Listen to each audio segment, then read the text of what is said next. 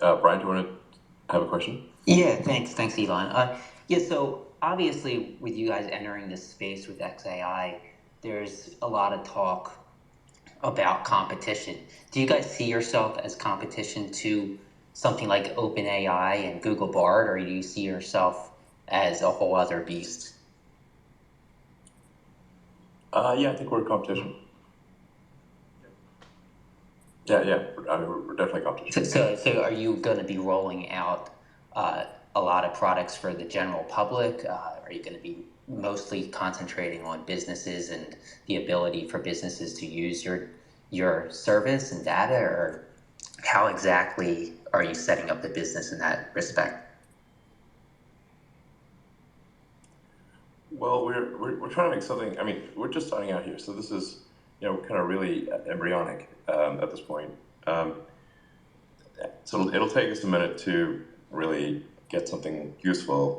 But our goal would be to make useful AI, I guess. Like if you can't use it in some way, I question its value.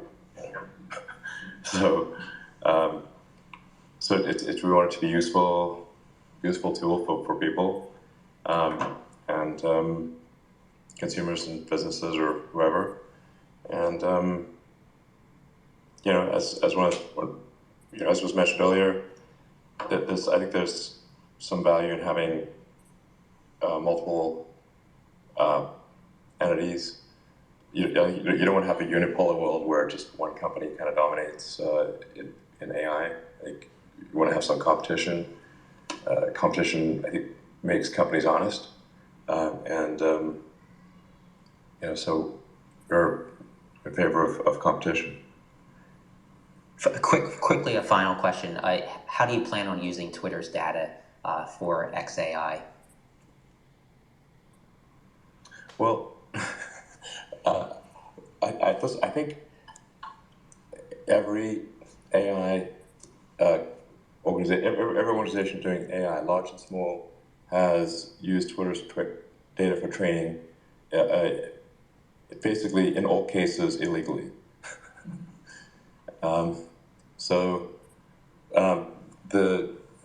The reason we had to put rate limits on what was it, a week ago or so, was because we were being scraped like crazy.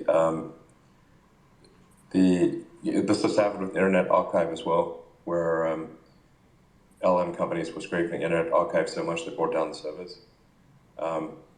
We had multiple entities scraping every tweet ever made and trying to do so in basically a span of days.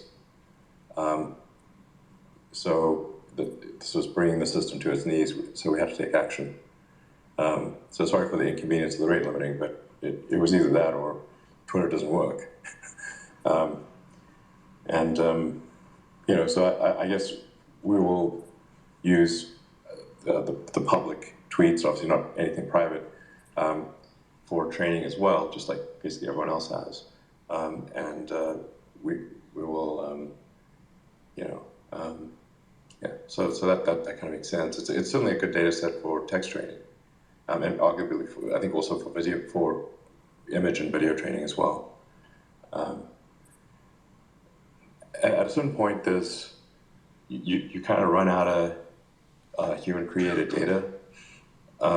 So if you look at, say, the AlphaGo versus AlphaZero, AlphaGo trained on all the human games and beat least at all 4-1. AlphaZero just played itself and beat AlphaGo 100-0. So there's really, for things to take off in a big way, I think the AI's got to basically generate content, self-assess the content, and that's really I think that's the path to AGI is something like that. Is self-generated content where it effectively plays against itself. A lot of AI is data curation. It's like shocking. It's not like vast numbers of lines of code. It's actually shocking how small the lines of code are. Kind of blows my mind how few lines of code there are.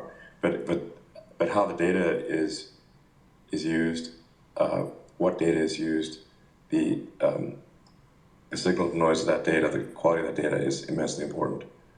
It kind of makes sense. Like if you were trying to, as a human, trying to learn something, and you were just given a pile of, a vast amount of drivel, basically, versus high quality content, you're going to do better with a small amount of high quality content than a large amount of drivel.